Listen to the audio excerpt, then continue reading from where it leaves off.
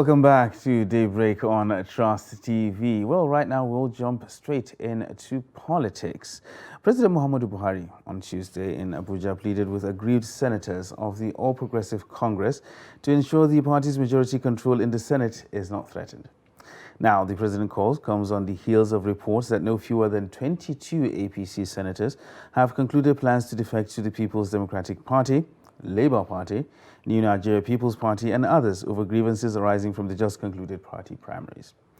Now, what does this threat mean for the ruling party? And right now we have with us in the studio to discuss that a member of the All Progressive Congress, Aliyu Audu, and he will give us some insight as to how the party intends to navigate this murky waters. Good morning and welcome. Good morning. Thanks for having me. All right. So the reports flying around is that 22 senators have made up their minds that they want to leave. And so how does the party intend to stop this from happening? All right. I think basically the concern is over the internal democratic process, the primaries, where they failed to secure a return ticket to the hallowed chambers. Well, I mean, for our group, the APC Rebirth, just like we complained during the congresses, what we've always, argued for is for the internal democratic processes to be fair, transparent, and credible. So that, while people will be aggrieved at the end of the day about not being able to fulfill their aspiration of returning to the National Assembly, to the Senate, if the processes are done rightly, I'm sure they will, you would expect that they accept the result and keep faith with the party. But as it is, it's not just the party to blame. It's not just the party. We are all to blame. Members of the party, especially the National Assembly, including the 22 senators. You are very aware about the whole electoral laws, how they had to go back and forth until we got to a point where only elected delegates could vote in the primaries. If the right thing had been done, maybe plenty of these issues would have been avoided. So, while I understand that they should be aggrieved and wanting to leave, and as a party leader, of course, President Muhammadu Buhari wouldn't want them to leave. You don't want to lose your majority in the Senate, especially heading into a transitional election like the 2023s. I mean, it's equally important for the senators themselves, to understand that they are equally responsible for this. We just talked about the question of internal democracy not being what it's supposed to be, and that's why these guys are actually aggrieved. So, what are you saying? What you're saying right now is, are they not justified for feeling aggrieved? I don't think they are. Okay. I have reasons to be worried about the way the party primaries were conducted by senators of the Federal Republic of Nigeria who are like top tier. At the top tier of the leadership of the party, you would expect that they would be at the forefront of calling for transparency long before now. You shouldn't only cry just because the outcome isn't in your favor. I'm saying, like, if the process had been the same and they got their ticket, would they be angry? I mean, we can't keep wanting to have a society that works for us. It doesn't work. Because at some point, whoever is in charge of manipulating the system is probably going to do it to work for him or someone else other than you. That is why we need to keep striving. That is what the APC Rebirth movement have always been about. Fairness, equity, justice. Because this is the only thing that can promote peace within the party and even the country at large. This is one of such results. I mean, I understand that the president wouldn't want them to leave. I don't want them to leave. No member of the party would want to lose another member, especially heading into election. But at some point, we have to all take responsibility for our actions or inaction in this case. Just before I go into my major question, just to follow up to what Ibrahim has said, from the look of things, does it appear it is already late in the day. How do you mean? Are they going to leave anyways? They are not. I mean, you heard the Ojuzo Kalu, the whip, after the meeting, addressed the president and said, the president has assured them that the leadership of the party is going to look into it. The national chairman, Senator Abdullahi Adamu, said the same thing, that they're going to look at their grievances. The good thing is we are a progressive party. You know, it's where everybody is allowed to express their view and their grievance. I mean, I'm sure the right people will step up to see how they can address the party. But I mean, there are many reasons why they wouldn't want to leave. Why I wouldn't want them to leave, for instance. You know, we don't want to lose them, but they don't want to lose the party too. Interesting. The question that would come from that would be the talk about doing the right thing, entrenching internal democracy. And I say this with all sincerity, not necessarily as a keen watcher of what happens with the Democratic Party, but as a Nigerian, because the anger is not just with those who are members of the party, it's also with Nigerians who feel that there seems to be a system that basically entrusts on us whatever it likes, whether we would like it or not. What can we do differently, to begin to see people emerge within the ranks that have some popular standing also with the voters ultimately? First thing first, we need to take part. We need to participate, right? I mean, it's come to a point where, like you rightly said, it isn't just about people whose political interests are threatened. It's about the life of the average Nigerian. I mean, if among the governing team, like the ruling class, if they can't get it right with themselves, who says they'll get it right with the ordinary people? Which is why as many as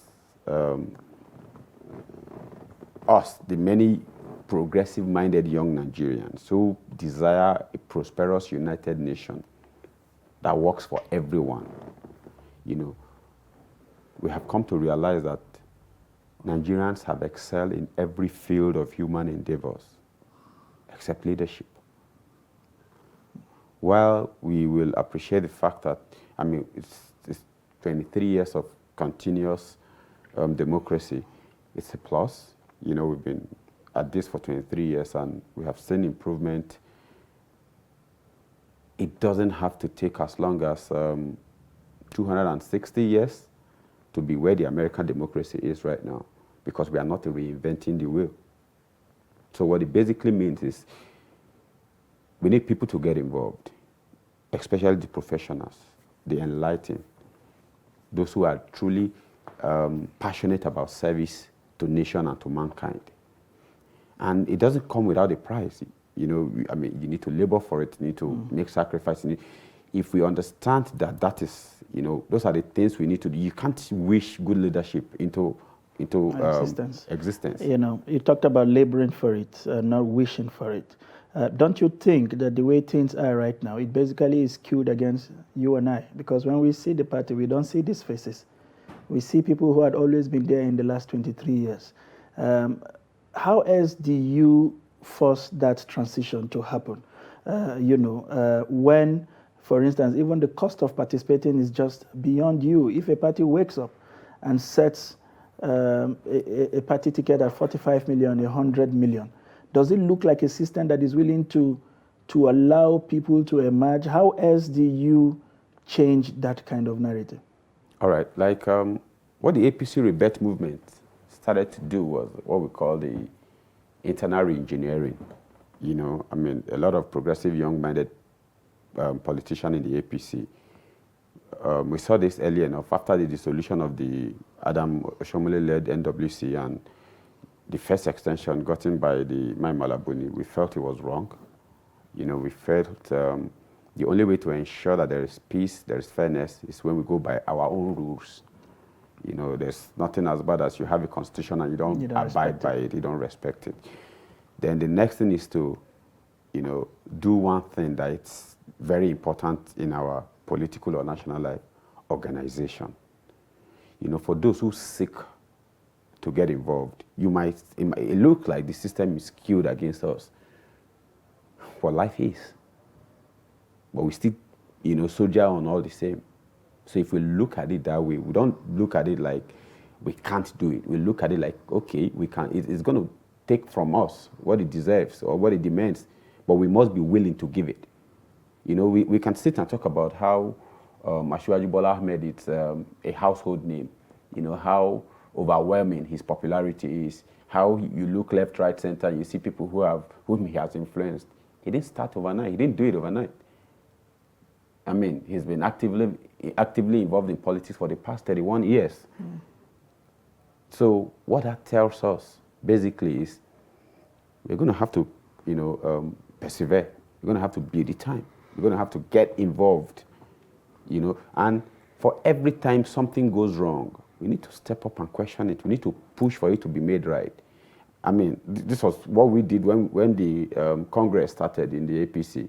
World Congresses, local government Congress. I was on the appeal committee of the party Congress. After the World and the local government Congress, after sitting in that appeal committee meeting and hearing party members, they had legitimate worries, legitimate concerns about the way the Congresses were done. In all honesty, I couldn't just continue as if things were normal. Internally, we tried to get our attention to it within. There was no response. So we came out. That was why we came out with our first press conference as APC Rebirth. And from then till the National Convention, we literally pushed the my Malabuni-led committee to conduct the National Convention because we are aware of all of their plans. We kept unearthing and exposing those plans, and we kept putting pressure on them. It wasn't, it didn't come at zero cost. It did. Our members were threatened for their appointment in jobs places. I was taken off committee that I was a member of, but it didn't matter. We had a goal, which was to ensure we put our party. And if the National Convention wasn't so successful in the way it went, because I didn't like the fact that anyone would climb the stage and crying and willingly withdraw. You can't be willingly and be crying, withdrawing from a race. That was a problem.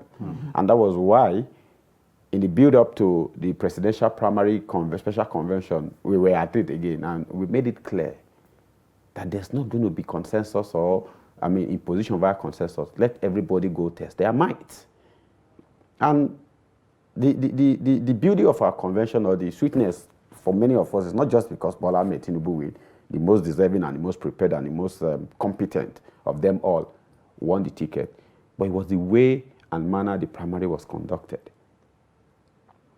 And it's this, if the process is right, yes, the moment you pick up a form, not only one form is printed for that position. Then 3, 4, 5, 6, 7 other people are picking. You already know that you're going to win and 6 others are not going to win, or they are going to win and you are one of these. So at the end, as disappointed as you are with the outcome, if the process is right and you can see that you have actually tested yourself, which is exactly what it is about. It's about try. If you don't succeed, you go back and work and try again. But you need to trust the system, which is why we think, it's like the other aspect of our national life. If we get our processes right, where I don't need to be afraid, I don't need favors, I don't need intimidation. You know that you just need to be prepared enough for the exercise and to be able to come tops when you come head to head with the other contenders. And then it is easy to reconcile such.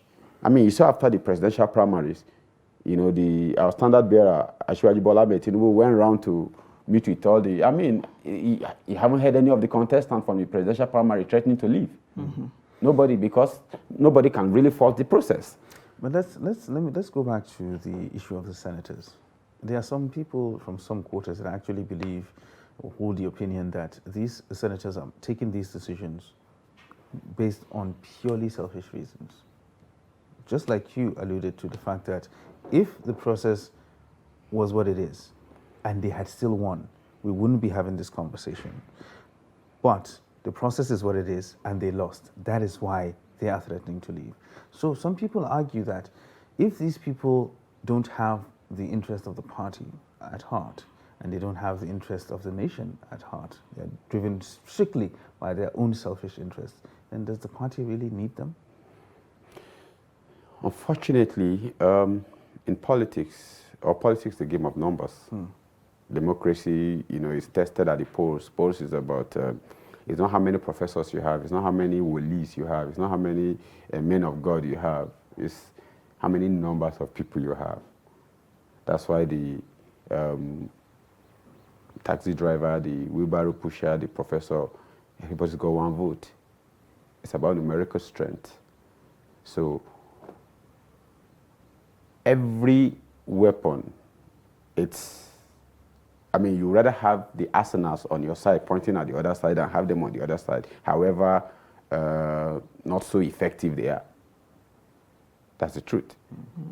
And I agree that our moral, how do I put it, our moral consciousness is called to question, especially that of, you understand of the 22 senators, not a single one who has a ticket is one of them. Are we saying in the we have 109 senatorial zones. Take 22 away from that, you probably have 87. So are we saying that the 87 other zones where most of the senators are from, the processes were right? It's about that selfish thing. We need to get to a point where, as a community, as a society, you speak up for what is wrong, however favored or unfavored you are, so that when it is not, I agree, it is purely selfish. Because I was listening to one of the senators yesterday on TV, and he said that they were in contact with the governor till late, and they were talking until the governor went the other way. And I'm wondering, what were you in contact with the governor for? Were you in contact with all of the institutions responsible for conducting the primary to ensure that the processes are right by everyone, which is your responsibility as a leader? If you were in contact with the governor and suddenly the governor went AWOL on you, and what happened? And why should I not think that I'm hearing that because you are not favored? If you were in contact with the governors and he did your bidding, or every other person did your bidding, and you got the ticket, will you be here? Those are the things we should really, it is the same problem we have with people, with certain governors who live, and have issues with their successors. Because as a governor, you are shielded from the the consequences of your actions or inactions. But the moment you leave that seat, you are faced with it. Then you realize, oh, the new governor is the guy. No, you were the same thing when you were there. Interesting perspective there from Aliu Audu, a member of the All Progressive Congress. Today, providing more perspectives on the threats by members of the All Progressive Congress in the Senate, threatening to leave on account of losing their slot in the just concluded primaries. He's talked about a number of things and the need, for us as a country, not just as a party, to get our internal democracies right, as a panacea for enthroning a very strong and viral democracy. Thank you very much for making it to the studio this morning, and we hope that when we call on you again, you will find time to share this perspective with us in the studio. Yeah, sure. This is where we draw the curtain on today's edition of Daybreak on Trust Television. I hope you found it very enlightening and educating. If you like, we hope to do this again tomorrow. Please stay with us. I am Sunday Michael Ogo. And I am Ibrahim Yusuf. It was nice having you here. Let's do it all again tomorrow.